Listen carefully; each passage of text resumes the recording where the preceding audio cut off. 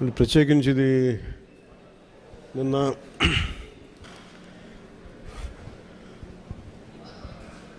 Post Janasena party నడుపుతున్నప్పుడు start చేసిన సినిమాలు ఇవన్నీ. వాటి నేపథ్యంలో ఎలక్షన్స్ అయిన తర్వాత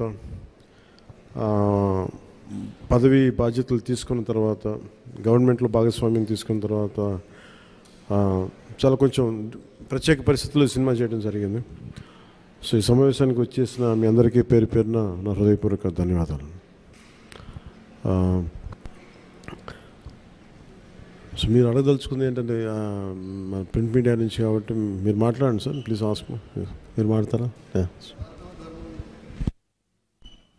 సనాతన ధర్మానికి సినిమాకి సంబంధం ఉంది కదా సార్, మీరు ఎప్పటి నుంచో ఈ మధ్య సనాతన ధర్మాన్ని అంటే ఇదేంటంటే మెయిన్గా ఇందాక అందరికీ ఇంటర్వ్యూస్లో అదే చెప్తున్నాను, ఇది ఆంధ్రప్రదేశ్కి చాలా కీలకమైనది అది ఈ పర్టికులర్ సినిమా. ఎందుకంటే కోహినూర్ డైమండ్ ప్రపంచవ్యాప్తంగా ప్రసిద్ధి, దాని చుట్టూ దాని రక్త చరిత్ర కూడా తెలుసు. అది అలాంటి కోహినూర్ డైమండ్ మన విజయవాడ కృష్ణానది తీరం దగ్గర మనకున్న కొల్లూరు ఒకప్పుడు వజ్రాల గనులు ఉన్నాయి, అక్కడ దొరికిన వజ్రం. అలాగే మన మచిలీపట్నం విపరీతమైన అంతర్జాతీయ స్థాయిలో ఎక్స్పోర్ట్ ఇంపోర్ట్కి లావాదేవీలకి చాలా నిలయం అది. సో అలాంటి చోట జరిగే కదా ఇక్కడ జరిగిన ఈ కోహినూర్ వజ్రం వెళ్ళి ఫైనల్గా కులీ కుతుబ్ షా నుంచి మొఘల్ ఎంపరర్ దాకా వెళ్ళి మొఘల్స్ పాలనలో దట్టు ప్రత్యేకించి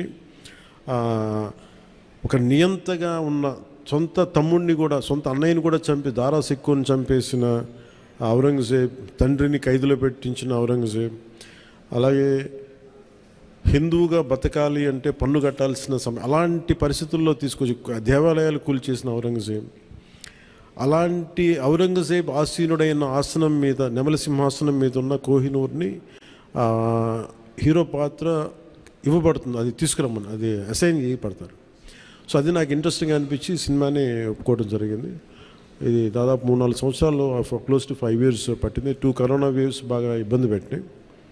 ఫైనల్గా వచ్చేటప్పటికి మన మ్యాన్ మేడ్ డిజాస్టర్ గత ప్రభుత్వం చేసిన సమయంలో కరెక్ట్గా సినిమా చేద్దాం అనుకున్న సమయంలో చంద్రబాబు గారిని చేసేయడం, నన్నేమో వైజాగ్లో ఇబ్బందులు పెట్టేయటం, వీటన్నిటిలో చాలా డిఫికల్టీస్ వచ్చింది సినిమా పూర్తి చేయడానికి.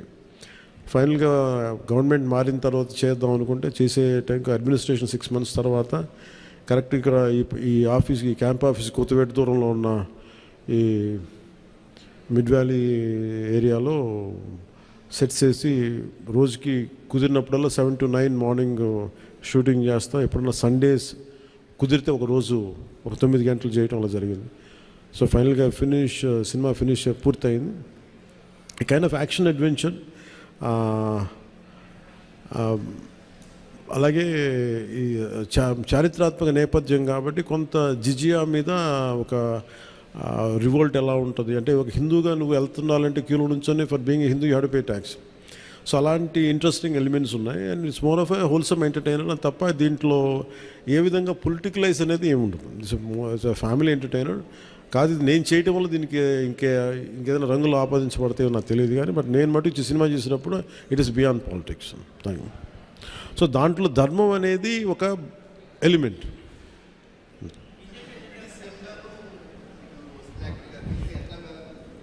ఏ సార్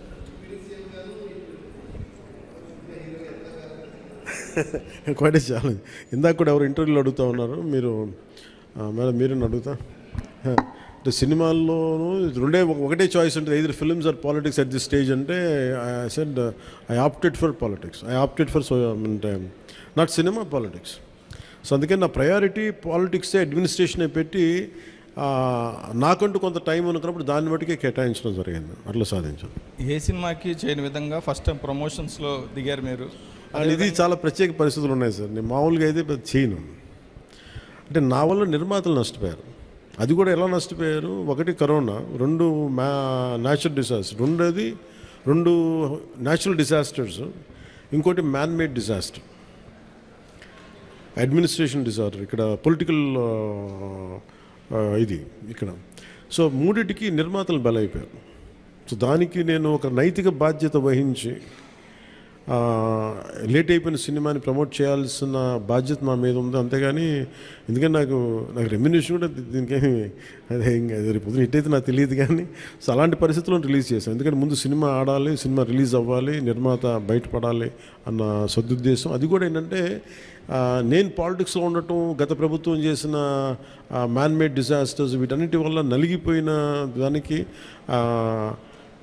బలైపోయి నేను పొలిటిక్స్లో ఉన్నాను కాబట్టి బలైపోయారు కదా, ఇబ్బందులు పడ్డారు నిర్మాతలు. అందుకని వారందరి తరపున నేను ఈ కనీసం ఈ ప్రమోషన్ చేయడం అనేది చాలా ఎసెన్షియల్ డ్యూటీ అనిపించింది నాకు. అంతమించి మామూలుగా అంత అవసరం ఉండేది కాదేమో. సార్ ఆ సినిమా తీసేటప్పుడు కొంత ఇబ్బందులు కూడా పడ్డట్టున్నారు మీరు. ఏంటి సార్? ఆ సినిమా తీసేటప్పుడు కొంత ఇబ్బందులు కూడా పడ్డట్టున్నారు, సమ్మర్లో కానీ నైట్ టైంలో షూటింగ్ చేయటం కానీ. అంటే ఎలా అంటే నేను ఇక్కడికి వెళ్ళి వైజాగ్లో అరెస్ట్ అయ్యి మళ్ళీ వచ్చి 4 రోజుల తర్వాత మళ్ళీ ఇలా చేశాను. అంటే అరెస్ట్ అంటే చూశారు కదా ఎలా పెట్టారు. అట్లాంటి పరిస్థితుల్లో మండు టెన్లో కానీ అంటే okay that's part and parcel, there is no complaint about it. నాకేమనిపించిందంటే ఈ ఇబ్బందులు పడటం ఒకటిను, పార్టీని నడుపుతా ఏమాత్రం హోప్లెస్ పొలిటికల్ సిచ్యువేషన్లో ఉండి సినిమాలు చేస్తా 10 రూపాయలకి 15 రూపాయలకి టికెట్లు ఏదైనా రిలీజ్ అయితే ఇబ్బందులు పెడతా, నాకు వీటన్నిటికీ దాటి అధిగమించి ఇక్కడ దాకా రావడం చాలా పెద్ద విజయం అనిపించింది. సో టఫ్ సిచ్యువేషన్ ఇక్కడ దాకా వచ్చి I'm grateful for the producers.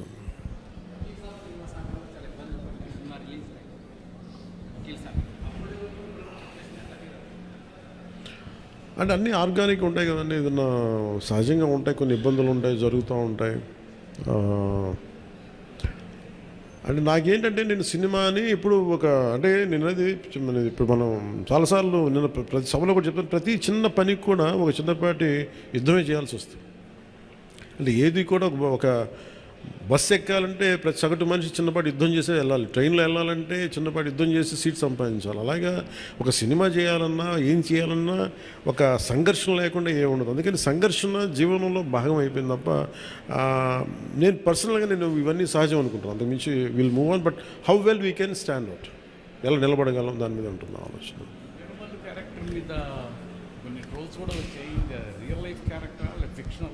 ఇది ఫిక్షన్ క్యారెక్టర్స్, అసలు వాళ్ళు ఎవరో మాట్లాడారు నా దృష్టికి తీసుకొచ్చారు కానీ అసలు సంబంధం లేదు.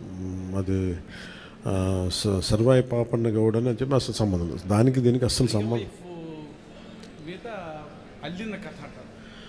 ఇది వన్ ఈజ్ ఒక హై కాన్సెప్ట్. ఒకవేళ కోహినూర్ డైమండ్ని తీసుకొస్తే ఉంటుంది, దాన్ని కొర్లు మన ఈ మచిలీపట్నం పరిసర ప్రాంతాల్లో పెరిగే ఇలాంటి వాతావరణంలో పెరిగిన ఒకడికి ఈ బాధ్యత చెప్తే నిజాం నవాబు ఎలా ఉండొచ్చు, ఈ హై కాన్సెప్ట్.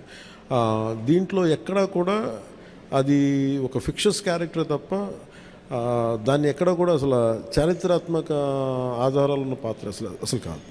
ఫ్రమ్ డే 1 నుంచి it's very quite created character. Sir Bheemla నాయక్కి సంబంధించి అప్పుడు టికెట్ రేట్లు తగ్గించారు, అయినా సరే హిట్ అయింది. కానీ ఇప్పుడు టికెట్ రేట్లు పెంచారు. అంటే ఆ రోజు టికెట్లు రేట్లు తగ్గిస్తే నిరుత్సాహపడలా, ఈరోజు టికెట్ రేట్లు పెరిగితే కూడా ఆనందించట్లా. భగవంతుని ఏదిస్తే అది తీసుకోవడం అంతే తప్ప ఈరోజు గవర్నమెంట్ ఉంది కాబట్టి అంటే ప్రత్యేకించి పవన్ కళ్యాణ్ సినిమాకి ఇస్తే నేను ఖచ్చితంగా అది నేను ఆనందించేవాడిని కాదు. కానీ ఇది అందరికి ఇచ్చారు కాబట్టి దాంట్లో నాకు ఇవ్వకపోతే అది వివక్ష చేసినట్టు ఉంటుంది, అది కూడా తప్పవుద్ది కదా. అందుకని I think it's part and parcel. ఆ రోజు అలా జరిగింది, ఈ రోజు ఇలా జరిగింది, అంతకుమించి దీన్ని వేరేలా చూడటానికి వెళ్ళలేదు. ప్రొడ్యూసర్ నష్టపోయాడనే దేనికి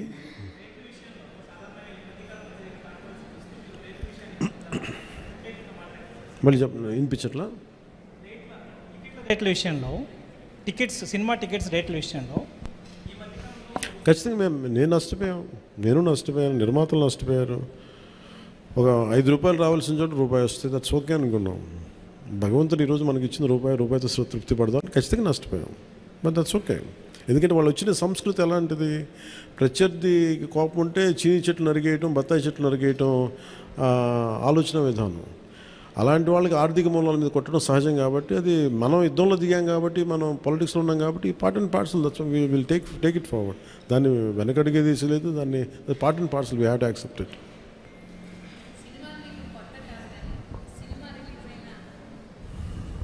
సినిమాలు మీకేం కొత్త కాదు, కానీ ఏ సినిమా రిలీజ్ అయినా అందరికీ కొంత నెర్వస్నెస్ ఉంటుంది. మీకు కూడా ఉంటుందా? నాకు నిండా మునిగినోడు చలి అని చెప్పండి. కాదు, బాధ్యత ఉంటుంది. అంటే సినిమా బాగుందంటే ఆనందిస్తాను, బాగలేదంటే ఓకే ఏం కరెక్ట్ చేయాలని ఆలోచిస్తాను, అంతే తప్ప. ఎందుకంటే ఎందుకు నాకు నర్వస్నెస్ ఉండదు అంటే చేసేటప్పుడు చాలా ఒళ్ళు దగ్గర పెట్టుకుని చేస్తాను. నేను సినిమా బాగలేదని కూడా ముందే చెప్తుంటారు, బాగలేదు ఇబ్బందులు ఉన్నాయి చూసుకోండి. అందువల్ల నాకు ఏంటంటే నాకు గిల్ట్ ఉండదు బేసిక్గా. ఇప్పుడు మెచ్యూరిటీ వచ్చి ఎప్పటి నుంచో మూవీస్ తీస్తున్నారు, ఇప్పుడు మీరు అలా అనుకుంటున్నారా? మొదటి నుంచి కూడా అలాగే ఉండేవాళ్ళ? దీనికి నేను సమాధానం చెప్పాను. మీరు కావాలని నా ఇంటర్వ్యూస్ చూసుకోండి, బిఆర్ రాజు గారితో ఉంటాయి. ఆ ఇంటర్వ్యూస్లో నేను ఇప్పుడు ఏం మాట్లాడినా అవే ఉంటాయి. అందుకని ఉదాహరణకు తొలి ప్రేమ తీశాను. తొలి ప్రేమ షూటింగ్ చేసినప్పుడు సినిమా అయిపోయి రిలీజ్ అవుతుంటే నేను కూర్చొని అక్కడ ఒక్కనే కూర్చున్నాను. గబ్బర్ సింగ్ కూర్చున్నా కానీ నేను ఒక్కనే కూర్చున్నాను. నా పక్కన పార్టీస్ ఏమి ఉండవు. జస్ట్ ఒకసారి నా జీవితంలో ఒకసారి నన్ను పార్టీకి పిలిచింది భీమ్లా నాయక్. ప్రత్యేకంగా నన్ను పిలిచారు. ఎందుకంటే ఇంత 10-15 రూపాయలు టికెట్ అప్పుడు కూడా ఇంత డబ్బు చేసింది సినిమా అని అనుకొని దాని ఒక్కదాని ఫస్ట్ టైము నా జీవితం అదే మొదటిసారి వెళ్ళటం. మళ్ళీ దీని తర్వాత కూడా వెళ్తాను కూడా నాకు డౌట్. అవును, ఇంతకీ మీ కో-ఎమ్మెల్యేలతో మూవీ చూసే ఆలోచన ఏమైనా ఉందా?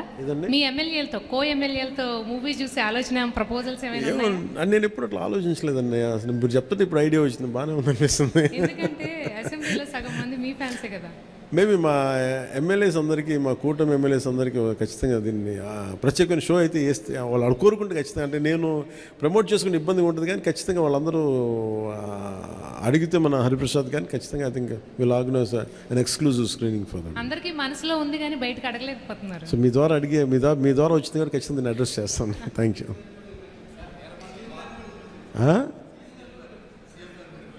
సీఎం గారు బిజీగా ఆయన సినిమాలు మా అయితే ఒక 5 నిమిషాలు చూస్తారేమో. ఆయనకి ఎందుకు రోజు నన్నే చూస్తుంటారు కదా, సినిమా చూస్తున్నట్టు అనుకుంటారు.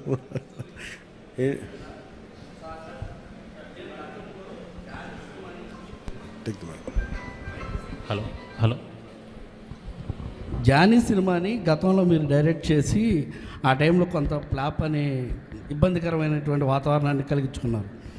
ఈ సినిమాలో మీరు లాస్ట్ క్లైమాక్స్ మీరే డైరెక్ట్ చేశారని చెప్పేసి చెప్తున్నారు. దానికి అప్పటికి ఇప్పటికీ ఏంటి, ఎలాంటి చేంజ్ని మీరు గమనించారు? అలాగే అంటే నేను జానీ నిన్న కూడా చెప్పాను. అంటే నాకు ఏమనిపించిందంటే ఒక సినిమా తీసేటప్పుడు చాలా నలుగుతూ ఉండే. నేను చెప్పేది సినిమా అనేది ఒకటే కష్టపడేది కాదు, ప్రతి ఒక్కటే. ఈవెన్ ఒక చిన్నపాటి ఉపాధి శ్రామికుడు కూడా కష్టపడతారు, యుద్ధం చేయాలి పట్టుకోటి కోసం. సినిమా ఏంటంటే చాలామంది డబ్బులు చాలా గ్లామరస్గా కనిపిస్తుంది ఫిల్మ్ ఇండస్ట్రీ.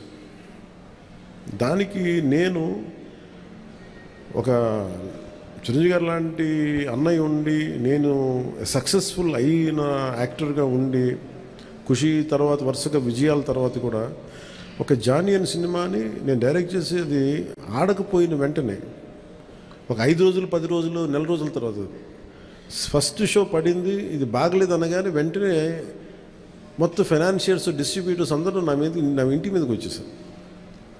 మాకు డబ్బులు రావట్లేదు, ఇప్పుడు ఏం చేస్తాం? నా క్వశ్చన్ ఏముందంటే, మీకు డబ్బులు ఇచ్చినప్పుడు నాకు ఎప్పుడు ఎక్స్ట్రా ఇవ్వలేదు కదా, ఇప్పుడు డబ్బులు పోయినప్పుడు అది ఉండదు అక్కడ.